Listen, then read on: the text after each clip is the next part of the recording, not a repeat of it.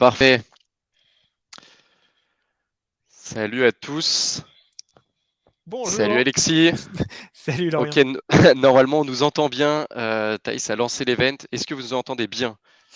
Yes, Je vais pareil pour moi. regarder Est-ce que vous tout de m'entendez suite bien? le chat. Je vois qu'il y a déjà du monde. Putain, on est déjà une bonne soixantaine, on est quasiment 70. Ok. Salut Radio, salut Émilie, Kevin. Trop cool. Vous allez bien? Passez une bonne semaine jusqu'à maintenant? Oh, ça a l'air d'aller. Ça répond, hein. Eh ben écoute, toi, est-ce que tu as passé une bonne semaine, Alexis? Très bonne, très très bonne. J'avais hâte que jeudi arrive. Donc jeudi midi, c'était calé dans l'agenda. Donc très content d'être là.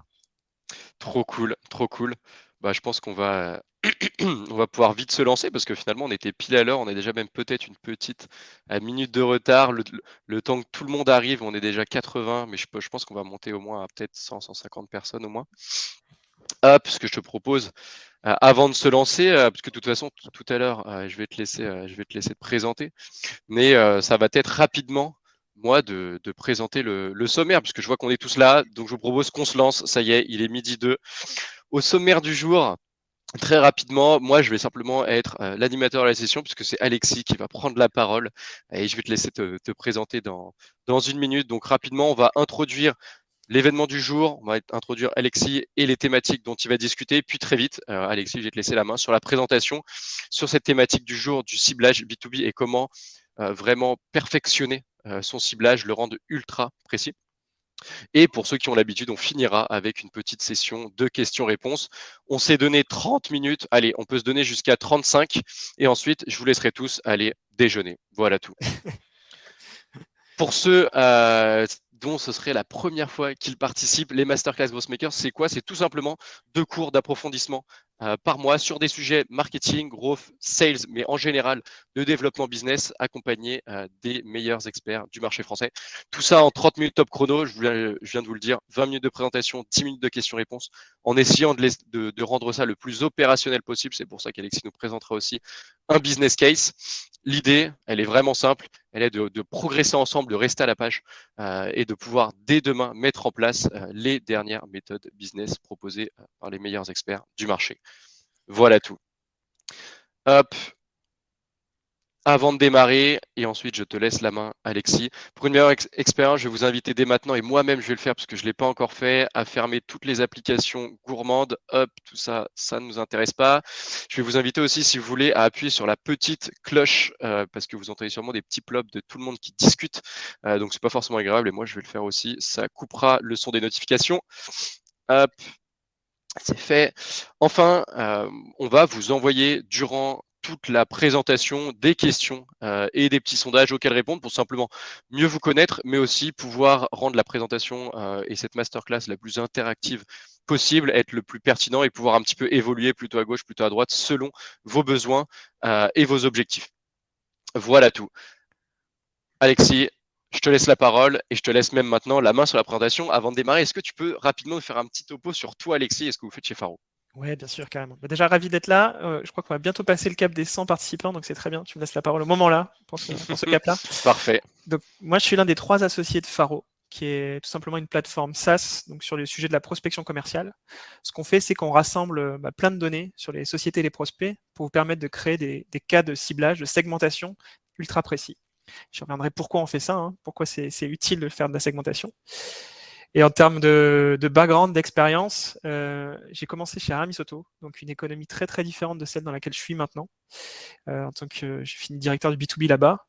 Et j'ai aussi fait une première boîte que j'ai lamentablement loupée, comme beaucoup. J'ai la chance de pouvoir repartir sur une seconde aventure que j'essaie de mieux mener maintenant en me souvenant des erreurs du passé et en essayant de ne pas les refaire. Et ça se passe plutôt pas trop mal avec Faro, où on vient de clôturer notre première levée de fonds. Et J'ai vu passer voilà. ça, ouais. Est-ce que tu aurais quelques milestones à nous partager sur Faro? Ouais, bah on a passé le cap des 300 sociétés qui sont présentes, qui sont présentes à l'intérieur. Donc c'est un gros cap pour nous. On est maintenant 8 à l'intérieur de l'équipe. Donc c'est plus un projet qui est uniquement avec des fondateurs, mais qui vraiment dépasse ça. On a encore une société qui travaille uniquement sur la partie France et qui a vocation à aller aider sur d'autres marchés et aller aider surtout les équipes commerciales et marketing de beaucoup de sociétés en France, TPE, PME ou même ETI. Génial. Alexis, il est midi 5. Je te Ouais. laisse te lancer. Allez, tu m'aides en passant les slides? Eh ben écoute, comme tu le sens, est-ce que tu préfères toi, tu veux les passer? Moi, je peux te les Bon, passer. C'est vraiment je comme vais tu le aller. sens aussi parce que à la vitesse où tu vas discuter, Ouais, je préfère te laisser être pertinent. allez. Eh ben, très bien. Donc, je vais essayer de vous expliquer pourquoi le ciblage, c'est devenu très important. Juste, je pense que tout le monde a dans l'esprit que quand vous prospectez, vous avez envie de contacter le maximum de personnes parce que ce soit au niveau marketing, au niveau des commerciaux, enfin des sales, vous avez envie d'avoir beaucoup d'opportunités pour faire vos ventes. Je pense qu'on a tous ce même sujet. Et c'est ce qu'on a demandé pendant très longtemps au marketing et très longtemps aux commerciaux, donc de générer beaucoup d'opportunités. Dans ce contexte où justement on leur demandait beaucoup d'opportunités, il y avait beaucoup d'actions répétitives, d'envoi de séquences, de messages, et ça a expliqué un peu la progression d'outils que vous devez connaître, je pense, comme Lemlist, La Grosse Machine ou Wallaxy, qui sont tout simplement des outils qu'on appelle le Sales Automation et qui permettent de séquencer de manière automatique justement l'envoi de messages. Ça a un souci, dire le revers de la médaille de cette simplicité, c'est que beaucoup de personnes ont réussi à pouvoir le faire, en fait, et les prospects se sont retrouvés à être contactés très très souvent. Et ça crée tout de suite une demande pour eux, c'est qu'ils se sont habitués en fait à vos séquences. Donc ils sont habitués à recevoir des séquences de messages automatiques Lemlist, de messages automatiques générés par Wallaxy, que ce soit sur LinkedIn ou par email, et ils sont un peu moins réceptifs en fait. Ils savent qu'il y a de l'automatisation qui est derrière. Et donc ils ont des nouvelles attentes, et notamment en termes de personnalisation. Ils attendent d'être courtisés, que vous montriez en quoi ce prospect, il est unique pour vous, pourquoi ils sont uniques pour vous. Donc ça, c'est la première chose, c'est qu'on a vraiment ce premier mouvement, en tout cas, où les prospects sont habitués. Et dans un deuxième temps, on a un deuxième élément qui vient plutôt, lui, du marché, avec une limitation, une réduction des volumes. Tout simplement parce que LinkedIn aussi se rend compte qu'on utilise de plus en plus sa plateforme pour envoyer en message des messages automatisés à ses utilisateurs. Et donc, ils ont tendance à vouloir réduire les volumes. Et pareil côté email, en fait, où les boîtes de messagerie tentent de protéger au maximum les utilisateurs en faisant en sorte que vous puissiez ne pas envoyer trop d'emails. Généralement, que ce soit sur... on conseille de ne pas forcément envoyer plus de 100 emails par jour sur une boîte email. Dès qu'on commence un peu à dépasser ce quota-là, on est dans des utilisations qu'on peut considérer comme non humaines, et donc c'est des premiers signaux pour les boîtes email à identifier que vous êtes sur de l'automatisation. Donc votre force de frappe sur les outils, que ce soit à travers l'email ou à travers LinkedIn, elle diminue. Donc vous avez moins de possibilités de pouvoir contacter des prospects. Donc il va falloir que vous soyez très précis. Il va falloir que cette force de frappe, vous l'utilisiez à bon escient, et pour ça, vous avez besoin de cibler, de segmenter de la manière la plus fine possible pour arriver à singulariser votre approche. La deuxième raison du ciblage, c'est tout simplement parce que il y a deux équipes souvent qui travaillent ensemble sur les parties de prospection, c'est les équipes marketing et c'est les équipes sales. Et très souvent, les enjeux peuvent être très différents. Les deux équipes ne communiquent pas toujours. Il y a les marketeurs, le terme est, je dis marketeux, mais le marketing, voilà, de manière générale. Le marketing va tenter de générer des opportunités et les commerciaux vont avoir comme job de convertir ces opportunités. Quand les commerciaux ne convertissent pas les opportunités, ils accusent le marketing qui lui-même accuse les sales. Voilà. Schéma assez classique. Je ne sais pas si vous y retrouvez dans toutes les sociétés, vous pourrez nous le dire, mais c'est très présent. Pourquoi? Parce que voilà, les enjeux, comme je disais, c'est générer des opportunités pour le marketing et les convertir pour les sales. Donc, si vous avez un mauvais ciblage, donc au niveau du marketing, vous allez générer des opportunités qui ne vont pas forcément convertir. Donc, les commerciaux vont passer du temps, investir du temps dans des démos qui ne sont pas qualitatifs pour eux. Ça va avoir un impact, c'est qu'ils vont perdre un petit peu confiance en leur service marketing, et ça a un impact aussi au niveau de la société, ça plutôt dans un rôle de fondateur ou de responsable marketing, où vous allez investir du temps, parce que investir 40, 50, 1 heure d'un commercial pour une démo qui ne convertit pas, c'est un point économique en fait assez important. Donc maintenant, une fois qu'on a dit ça, on se rend compte que le ciblage, c'est vraiment nécessaire si vous voulez avoir une acquisition qui fonctionne. Et pour arriver à avoir une acquisition qui fonctionne, donc en créant des ciblages précis, ce qui est très cool, c'est qu'on vit dans un moment dans lequel vous avez accès à des sources de données très différentes, de plus en plus. Vous avez à la fois les données légales, qui ont été, je vais y revenir un petit peu, je vais essayer de traiter un peu plus la partie données légales qu'on présente peu souvent. Vous avez aussi accès aux données des sites internet, qu'on appelle données web. Vous avez une source incroyable qui est LinkedIn, que vous devez connaître, que vous utilisez, je pense, assez quotidiennement dans un cadre professionnel. Vous avez accès aux données financières des sociétés. Vous avez accès à leur recrutement. aux technologies et aux actualités. Donc vous voyez, vous avez un panel de sources de données qui est très très différent et qui est très riche, en tout cas pour votre prospection. C'est une source très importante à utiliser. Je veux juste essayer de présenter aujourd'hui un peu plus la partie données légales, parce que très souvent on parle de LinkedIn, mais très peu finalement de la partie données légales, alors qu'elle est très puissante. Il y a 2 organismes, pour faire un peu d'histoire, hein, pour un peu de culture économique, des fois ça fait pas de mal, mais il y a 2 organismes qui donnent de la donnée légale en open data, c'est-à-dire en accès libre. C'est l'INSEE et l'INPI. Ils ont tous les deux des types de données qui sont un peu différents. Côté INSEE, on va retrouver les informations qu'on appelle de base sur la société, c'est-à-dire son SIREN. Le SIREN, c'est un peu comme votre numéro de sécurité sociale, c'est l'identifiant unique qui permet d'identifier une société.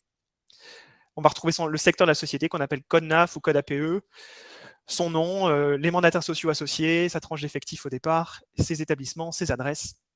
Bref, c'est une information et c'est dans une vision que je qualifie de statique. C'est-à-dire, c'est à cet instant-là, la société et ses éléments ne vont pas bouger dans le temps, en fait, tout simplement. Côté INPI, là, on va retrouver une vision qui est beaucoup plus dynamique des données.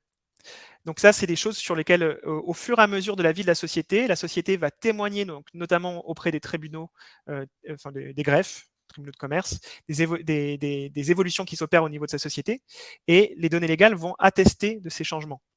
Ça peut être par exemple un nouvel établissement, donc une société qui déménage, qui passe d'un établissement à un autre, un siège social qui bouge, une augmentation de capital social. Donc souvent, dès que vous faites une levée de fonds, il y a une augmentation de capital social qui s'opère et vous devez la désigner auprès des tribunaux de commerce. Donc c'est une vision, en tout cas, au niveau de l'INPI, qui est beaucoup plus dynamique des données des sociétés. Voilà. Et ça, cette vision dynamique, ça vous permet de comprendre un peu l'histoire, de reconstituer l'histoire d'une société. Juste pour 2 dernières slides sur la partie données légales, c'est vous permettre, l'idée c'est pas juste d'avoir de la donnée, parce que c'est pas très intéressant d'avoir juste de la donnée, mais c'est d'essayer d'en déduire des choses commercialement. Avoir l'information des chiffres d'affaires, ça vous permet de déduire des sociétés qui sont en croissance. Idem quand on compare des effectifs sur des dates différentes, ça vous permet de voir que la société évolue, qu'elle est en croissance ou à l'inverse, qu'elle est en difficulté financière. La nomination de nouveaux présidents, c'est potentiellement des nouveaux enjeux pour la société. L'ouverture de nouveaux bureaux, voilà, vous voyez que la société est en train de vivre. Potentiellement, il y a des services qu'il va falloir lui proposer en fonction de ces nouveaux établissements. Et les levées de fonds, on sait que c'est une arrivée de capitaux à l'intérieur de la société, de cash, de trésorerie, qui permet à la société probablement d'investir sur des nouveaux sujets. Je vais vous prendre un exemple pour déterminer aussi ce qu'on peut déduire de la donnée légale. Voilà. J'ai pris un exemple, je pense, d'une société que vous connaissez à peu près tous, qui s'appelle Payfit, grosse scale-up française, voilà, société qui a passé quelques étapes. Et quand Payfit s'est déclaré légalement, elle a déclaré une activité. C'est une petite description qu'elle donne et qui nous permet de comprendre un petit peu son métier. Elle s'est déclarée comme un logiciel qui permet l'édition et la gestion de la documentation pour les services de paye des entreprises. Donc ça paraît anodin comme ça, comme description. Et pourtant, de cette courte ligne, on peut arriver à en déduire 3 informations. Déjà que c'est une activité de logiciel, donc on va pouvoir être précis. Logiciel, probablement peut-être SaaS dans le modèle économique. On voit que c'est un service de paye. Donc là, on arrive à comprendre beaucoup plus précisément que ce n'est pas uniquement un SaaS logiciel de manière globale, mais que c'est quelque chose qui s'intéresse principalement au sujet de la paye et qu'elle est la définition des entreprises. Donc c'est une société qu'on appelle B2B. Donc juste de cette information-là, on arrive à 3 niveaux d'information qui nous permettent de catégoriser assez précisément l'activité de la société. Deuxième élément qu'on peut retrouver légalement, et qui montre aussi la puissance de la donnée légale, c'est qu'on voit qu'en décembre 2021, dans les comptes de Payfit, dans les événements, donc au niveau du RCS, il y a une augmentation du capital social qui a été opérée. Ça, c'est en décembre 2021. Et en janvier 2022, publiquement, Payfit a annoncé sa levée de fonds. Donc on voit que la donnée légale, elle atteste d'un événement de société avant l'annonce publique. Et là, sur ce genre de données, ça vous permet aussi, en utilisant la donnée légale, d'être plus rapide que toutes les personnes qui vont être sur Madines pour alimenter se tenir au courant des dernières levées de fonds. Ça a été aussi le cas pour nous, par exemple. C'était plus rapide légalement que dans l'annonce publique. Deuxième type de données qu'on peut utiliser et qu'on présente très peu, peu souvent finalement, c'est les données qui sont liées aux technologies que les sociétés utilisent. Ça permet vraiment de bien comprendre l'activité d'une société. Je vais vous prendre un exemple que je connais plutôt bien, qui est celui de Faro. Donc, si vous allez sur notre site web et que vous faites un petit clic droit et inspectez l'élément, voilà, c'est un peu de culture technique, vous pourrez voir tout de suite quelques technologies qu'on utilise sur notre site vitrine. Ce n'est pas l'ensemble des technologies qu'on utilise, mais en tout cas, c'est celles qu'on utilise sur notre site vitrine. C'est des petites traces qui sont laissées par les produits qui sont connectés à notre site. Et en faisant ça, vous vous rendrez compte qu'on utilise Crisp, qui est un logiciel de messagerie, enfin de chat, voilà. Donc, qu'est-ce que ça veut dire quand on utilise Crisp de notre côté? C'est tout simplement qu'on a des problématiques de customer success, de customer care dans l'équipe. Donc, potentiellement, il y a des questions à se poser par rapport à cette utilisation de produits. On a aussi la présence de Webflow. Webflow qui est un outil assez comparable, qui est un outil pour créer des sites internet, un peu comme WordPress, mais qui est plutôt utilisé aujourd'hui par des sociétés plus récentes. Donc là, on va pouvoir avoir un indice sur le fait que potentiellement, je suis ouvert, enfin Faro est ouvert à l'utilisation de nouvelles technologies et j'ai un profil plutôt startup. On voit avec la présence de Calendly aussi sur notre site internet qu'on a une organisation commerciale, donc des sujets sales. Et dernière page, vous verrez aussi sur notre site internet qu'on a une page blog, donc il y a une problématique de création de contenu de SEO. Donc vous voyez, de l'utilisation de technologie au départ, d'une donnée, enfin d'une source de données comme les technologies, on peut arriver à en faire émerger des sujets d'intérêt, enfin voir un petit peu les questions qui peuvent être présentes à l'intérieur de la société. Dernier élément que je vais vous présenter sur les sources de données, c'est la partie données de recrutement, parce que là aussi, c'est une source, mais qui a énormément de valeur sur votre ciblage. Analyser les offres de recrutement, ça vous permet de comprendre un peu les prochaines priorités des sociétés. Si vous voyez une société qui n'a pas, par exemple, de profil marketing à l'intérieur de sa société et que vous voyez qu'il y a des offres qui sont liées au marketing, dites aujourd'hui, c'est une société qui a envie de se développer, qui potentiellement a envie de promouvoir un petit peu plus ses services que c'était le cas auparavant. Donc, le contenu des offres vous permet d'avoir beaucoup de contexte. Et ça vous donne aussi une information importante, c'est que les sociétés qui recrutent, c'est très souvent, sauf, je ne vois pas trop de cas différents, c'est des sociétés qui ont du budget. Donc, c'est des sociétés qui sont intéressantes, qui ont peut-être une propension à répondre à vos demandes, à vos sollicitations commerciales, plus importante que les sociétés qui ne recrutent pas. Voilà. Par exemple, c'est un exemple assez classique. Donc, vous pouvez aller sur la page de Payfit. Vous allez voir sur Payfit, il y a 160 jobs. Bon, vous pouvez voir à l'intérieur de cette page sur Welcome to the Jungle l'ensemble des postes qui sont recherchés à l'intérieur et ça vous permettra de comprendre les enjeux qui sont présents à l'intérieur de Payfit actuellement. Une fois qu'on a dit tout ça, donc ce que je voulais vous présenter jusque-là, c'est que vous avez plein de sources de données et ces sources de données, elles vous donnent des informations très différentes. Donc, je n'ai pas accès sur la partie LinkedIn, mais LinkedIn aussi vous donne plein d'informations sur les sociétés. La donnée légale vous donne plein d'informations sur les sociétés, les technologies, les recrutements aussi. La puissance, c'est d'arriver à lier l'ensemble de ces sources de données entre elles. Et pour arriver à déterminer le mieux possible le profil des sociétés. Et c'est ce qui va vous permettre ensuite de créer ce qu'on appelle le copywriting, l'écriture de vos emails, le plus adapté possible, enfin la plus adaptée possible, pour arriver à personnaliser et avoir le taux de réponse le plus important. Donc c'est lier l'ensemble de ces données qui va être le gros travail dans votre acquisition. Je vais vous prendre un exemple pour être un tout petit peu plus clair sur cette proposition de valeur. J'ai pris un exemple qui, je pense, peut parler à tout le monde, vu les enjeux qu'on a actuellement. C'est une société qui pourrait proposer aider à la mise en œuvre du télétravail.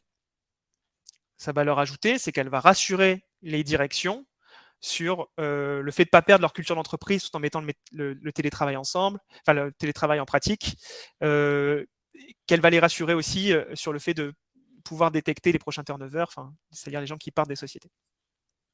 Pour arriver à cibler des sociétés qui pourraient être intéressantes pour cette société qui propose du télétravail, je prends comme critères les critères suivants. Je vais cibler les sociétés qui recrutent. Je vais cibler les sociétés qui recrutent et qui recrutent dans un job particulier. Pourquoi dans un job particulier? Parce que ça permettra à mes séquences d'être encore plus spécifiques.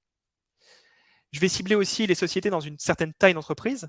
Pourquoi une certaine taille d'entreprise? Parce que j'estime que pour mettre un budget sur de la mise en œuvre de télétravail, ce n'est pas forcément une société qui vient de se créer. Et c'est une société qui potentiellement existe depuis soit quelques années et qui a atteint une certaine taille. Et je vais m'intéresser ensuite au type de contact à qui je vais écrire à l'intérieur de ces sociétés. Et plutôt, de manière assez empirique, on sait que les gens qui vont traiter du sujet de télétravail, c'est plutôt soit les mandataires sociaux des sociétés, soit les DRH s'ils existent à l'intérieur de ces sociétés. Donc, pour arriver à créer ce ciblage, qui va être fin, vous allez devoir manipuler des données qui viennent du web, des données qui viennent de LinkedIn, des données qui viennent des données légales et du recrutement. Hop. Donc, vous allez avoir beaucoup de sources de données très différentes. Ça, c'est un travail qui, si vous le faites prospect par prospect, vous pouvez le faire. Hein. Vous pouvez choper un petit peu d'informations sur LinkedIn, un peu sur les données légales, enfin bref, à droite, à gauche. Ça va être vraiment très, très fastidieux, mais vous allez y arriver. En revanche, si vous voulez commencer à le faire sur 50, 100 sociétés, ben là, ça va nécessiter une certaine expertise technique assez forte et ça va être un petit peu compliqué à faire. C'est là-dedans, je vais pas faire la partie commerciale de Faro, c'est pas du tout mon propos aujourd'hui, mais c'est sur ce type de cas qu'on va intervenir, où justement, vous allez pouvoir recréer un ciblage assez fin comme celui que je viens de présenter, qui va prendre en compte l'ensemble de ces sources et que vous allez pouvoir faire directement à l'intérieur de Faro, cibler les directeurs, les CEO de sociétés qui recrutent en ce moment des BizDev et qui sont entre 10 et 49 personnes et probablement peut-être en Ile-de-France. C'est un ciblage que vous pourrez faire en quelques clics. Je vais vous montrer l'impact de ce ciblage ensuite sur ce qu'on appelle le copywriting. Je pense que c'est un exercice que vous verrez dans la formation du Harpon qui vous permettra, enfin voilà. Et je vais utiliser pour ce copywriting qui est présent ici, ce qu'on appelle aussi la méthode AIDA, que je pense aussi, Laurent, vous verrez à l'intérieur du Harpon. Je ne crois pas me tromper en annonçant ça. C'est tout simplement une méthode qui permet de décomposer en 4 cet email en attention, intérêt, désir et passage à l'action. Première méthode, je vais essayer d'attirer l'attention en utilisant les données de mon ciblage initial. Bonjour Mathilde, j'ai vu sur Welcome to the Jungle, donc c'est ça, WTTJ, que vous autorisiez le télétravail pour vos nouveaux recrutements. Pourquoi j'ai pris les télétravail? J'ai considéré que comme j'étais sur Welcome to the Jungle, j'avais une cible assez start-up, et les start-up aujourd'hui sur le recrutement savent qu'elles doivent utiliser le télétravail. Enfin, c'est un critère en tout cas pour pouvoir recruter des nouvelles personnes. Il faut l'indiquer dans ses offres. Donc j'ai considéré l'approximation que si elle était sur Welcome to the Jungle, elle faisait du télétravail. Deuxième petite phrase, c'est devenu un must-have maintenant. Deuxième élément, je vais commencer à développer plutôt la partie intérêt, donc en jouant un tout petit peu plus sur les problèmes que ça peut poser, néanmoins, le télétravail. Même si c'est très bien, c'est un must-have, mais néanmoins, ça pose des problèmes. Ça rend compliqué le développement de la culture d'entreprise. Potentiellement, la dynamique de création, elle peut s'arrêter parce que les personnes ne communiquent pas toujours entre elles. Ou c'est difficile aussi d'avoir de la visibilité sur simplement qui est présent au siège. J'indique 3 problèmes qui sont présents, que mon prospect vit, et grâce à mon ciblage initial, je peux être quasi sûr que c'est un problème qu'il est en train de vivre. Avec la société exemple, nous, on aide nos clients à garder le contrôle, à ne pas subir le télétravail. Donc là, j'estime un tout petit peu de désir. Et on a théorisé, et je continue le désir avec cette deuxième phrase, on a théorisé ce qui a fonctionné pour eux dans un livre blanc avec les bonnes méthodes et les erreurs à éviter. J'en dis pas trop. On n'est pas dans une présentation de l'ensemble de mon offre, hein, c'est pas le but. Sinon, je ferai un email à rallonge et ça n'aurait pas d'utilité. Vu vos recrutements, je pense que ça peut vous intéresser. Si c'est le cas, dites-moi et je vous l'envoie. Ça, c'est un premier exemple. C'est mon exemple que j'ai choisi pour ce cas de ciblage, donc qui part du ciblage initial, donc cibler les sociétés qui recrutent sur Welcome to the Jungle, qui recrutent potentiellement des BizDev, qui sont entre 10 et 50 personnes et en Ile-de-France. Et je peux arriver à déduire ce ciblage-là.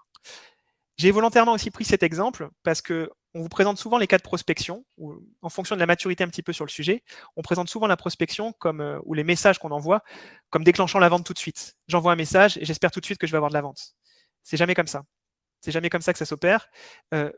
Votre ciblage et votre copywriting, il est censé avoir juste une valeur, c'est déclencher de la curiosité. Il faut que vous soyez dans un moment dans lequel vous allez vous servir de votre ciblage pour pouvoir donner de la valeur, être un endroit dans lequel vous allez donner plus avant de recevoir. C'est ce que je fais dans cet exemple-là. Je propose à la personne de pouvoir proposer un livre blanc sur un sujet qui potentiellement va l'intéresser. Je vais plutôt donner de mon côté avant d'espérer obtenir d'elle. Vous voyez, je développe la valeur. Et ça permet d'introduire aussi un autre thème, mais que vous verrez, je pense, beaucoup plus dans le Harpon, donc je tease simplement ça. C'est simplement un premier élément qui va vous permettre de dire que on fait de la haute bande, donc de la prospection à froid, mais la haute bande peut être aussi intimement reliée à des projets de contenu. Parce que ici, j'ai le développement d'un livre blanc. Donc, dans une démarche de prospection automatisée, peut-être qu'il faut aussi que je crée un tout petit peu de contenu et qui va me servir par la suite à déclencher du rendez-vous. Voilà un petit peu pour cet exemple. Hop. Merci beaucoup, Alexis, pour cette présentation. C'était hyper clair. Donc, j'espère qu'il va y avoir quelques questions. Si c'est le cas, je vais vous inviter à tout simplement les poser. Moi, j'en ai déjà pas mal. Mais sinon, je vais vous inviter à les poser directement dans l'onglet sur votre droite, questions. Avant de passer aux questions, il nous reste encore 7 minutes. T'en as parlé, Alexis. Donc, tout simplement, pour ceux qui veulent aller plus loin, j'ai vu que vous aviez été déjà plus d'une 60aine à avoir un gros enjeu pour le Q4 de génération de leads. Sachez que dès la semaine prochaine démarre notre programme en prospection B2B. 4 semaines ensemble, accompagnés par un coach, tout simplement, où on va travailler justement cette première base de la prospection B2B, la prospection mailing, donc maîtriser tout simplement l'art du ciblage. Ensuite, on va écrire, tu te parlais aussi d'écriture, de copywriting. Et la troisième partie, si je puis dire, le troisième pilier de la prospection, on va aussi travailler tout simplement l'automatisation et le scaling de sa prospection, tout en gardant un ciblage hyper précis et un maximum de personnalisation. Tout ça au sein, bien évidemment, d'une promotion de 20 paires. Hop, bien évidemment, si la présentation veut bien se passer, voilà, d'une promotion de 20 paires où on va travailler ensemble durant un mois pour développer, j'allais dire exploser, mais ou au moins atteindre vos objectifs de lead gen du Q4. Si ça vous intéresse, cette formation est en plus finançable à 100%. Je vais vous inviter à prendre rendez-vous directement avec Théo qui lead notre jeune équipe commerciale et à discuter avec lui tout simplement. Il va vous permettre de trouver le financement pertinent pour vous pour pouvoir suivre cette formation sans avoir 1 euro à sortir de votre poche. Donc, c'est tout bénef. Voilà tout. Je vois qu'il y a des questions. Hop. Est-ce que je Et peux. écoute, Tu me permets de faire le dis-moi. commercial pour le harpon une minute? Vas-y, Euh, vas-y, tu le feras même peut-être mieux que moi, Alexis. Ouais, nous on voit la différence en fait des utilisateurs qui ont suivi des formations sur ces sujets et ceux qui n'en ont pas suivi. C'est un gain de temps en fait. Il y a plein de choses que vous pouvez apprendre par vous-même, juste vous perdrez du temps. Parce que justement, vous allez comprendre un peu ce qui fait qu'une prospection réussit et l'art de la maîtrise du copywriting, justement du ciblage, comme on a pu juste rapidement l'évoquer. Le voir avec un professionnel à vos côtés pendant une formation, ça vous fait gagner beaucoup de temps. Vous gagnerez beaucoup de temps à l'intérieur de votre acquisition. Voilà. Eh ben écoute, merci beaucoup. J'ai une première question, Alexis. Je vois qu'il y en a une aussi de Léonie. Première question de ma part, Alexis. Quelle est la principale erreur côté ciblage, bien évidemment, que font en général les sales qui font du développement business, donc de la prospection? Ouais, c'est facile d'en parler parce que moi aussi, je la fais de temps en temps. Et donc, au départ, on fonctionne avec un truc qui est la peur de ne pas avoir suffisamment de leads. Donc, je pense que c'est vraiment très humain, hein, très très humain. Et du coup, on va être beaucoup plus large dans ces critères de segmentation. C'est-à-dire, je veux 300 prospects. Et peu importe, je veux 300 prospects, et même s'ils ne rentrent pas parfaitement à l'intérieur de mon cas. Et ça, je pense que c'est une mauvaise pratique, parce que vous allez avoir du volume en entrant, mais ça ne va pas du tout augmenter vos taux de réponse. Et pour vous adapter en plus à ces prospects qui sont un petit peu moins dans votre cible initiale, vous allez écrire de manière moins juste, en fait, beaucoup moins spécifique. Et donc potentiellement, aux prospects qui étaient vraiment très bien ciblés initialement, vous allez moins leur parler. Ça va être moins intéressant pour eux parce que ce sera moins spécifique. Donc ça, c'est vraiment une erreur. Il faut la corriger. Elle est très présente. Moi aussi, je me corrige tout le temps. Mais toutes les campagnes que j'ai loupées, ça a été toujours pour ces raisons. Hyper clair. Une question plus précise quant à l'utilisation de Faro de Kevin. Est-ce qu'il est possible de déclencher des alertes chaque fois qu'une entreprise matche certains critères avec Faro? Pas encore, mais ça fera partie des prochains développements, l'alerting. C'est une très bonne idée. C'est sur la roadmap. De toute façon, si vous avez des questions sur Faro, vous pouvez directement, je vous envoyer le lien LinkedIn d'Alexis, donc vous pouvez aller l'ajouter et je pense lui poser toutes vos questions. Vous pouvez aussi directement aller sur le site de Faro, ils se feront un grand plaisir à vous répondre et franchement, l'outil est hyper canon. Donc, n'hésitez pas à aller discuter avec eux. Question de Léonie, est-ce que tu as des conseils pour les objets d'email de prospection? Ouais, je pense. Donc, il faut des objets courts. En fait, je pense que Léonie, la meilleure chose, c'est de prendre les derniers emails que tu as envoyés à tes collègues ou vraiment à des gens avec qui tu as échangé en one-one, 1-1, et regarder ce que tu as mis dedans. Et tu te rendras compte que finalement, il y a très peu de fois où tu as écrit plus de 3 mots à l'intérieur de ces objets, que tu n'as pas toujours été ultra spécifique non plus, mais tu as juste voulu faire en sorte que l'email soit. Enfin, c'est pas un endroit dans lequel on se market en fait. C'est ça que je veux faire comprendre. C'est juste 2-3 mots très courts qui font en sorte de passer cette étape qui vont vous amener vers l'ouverture. Évidemment, il ne faut pas que ça soit absolument sans aucune corrélation par rapport à ce que vous proposez derrière.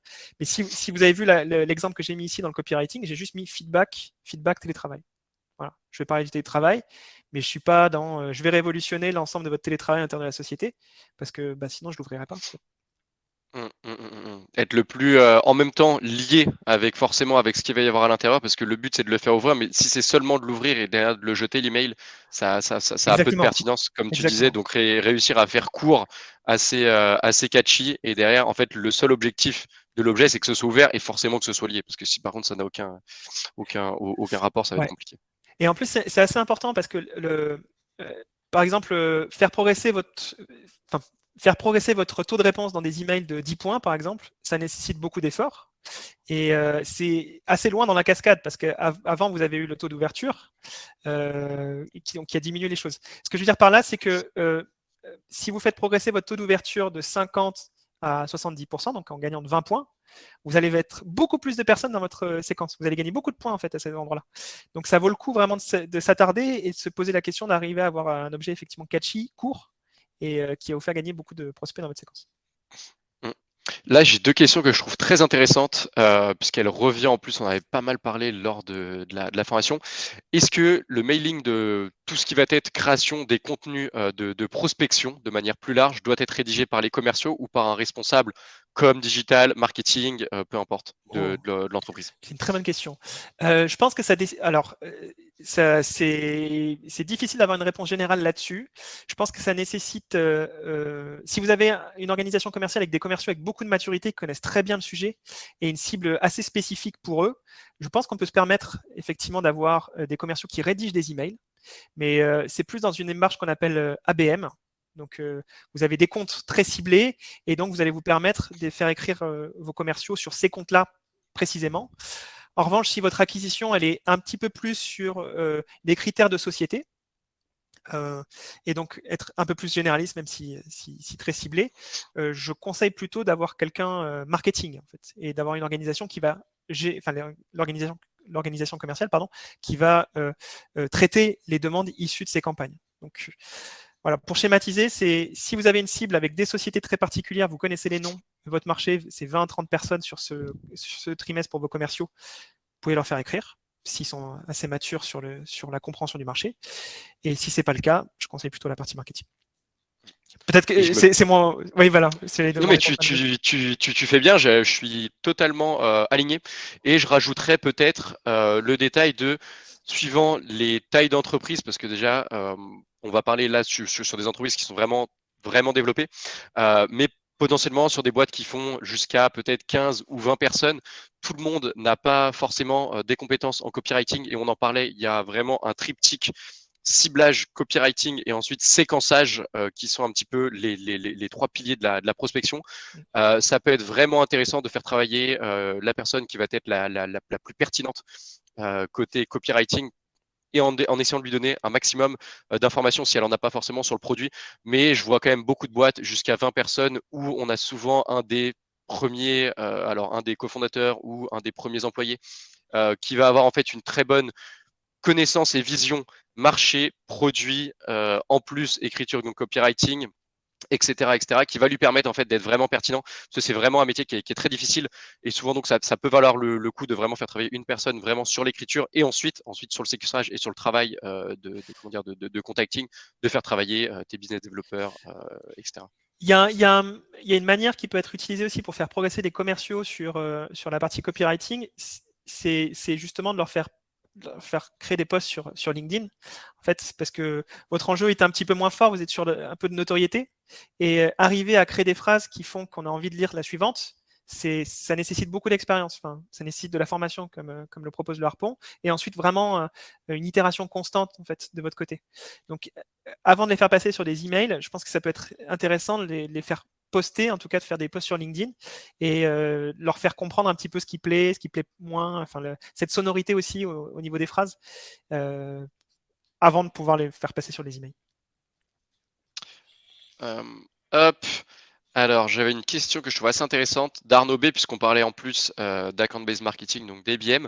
Je suis dans une industrie où le mass mailing n'est pas vraiment efficace.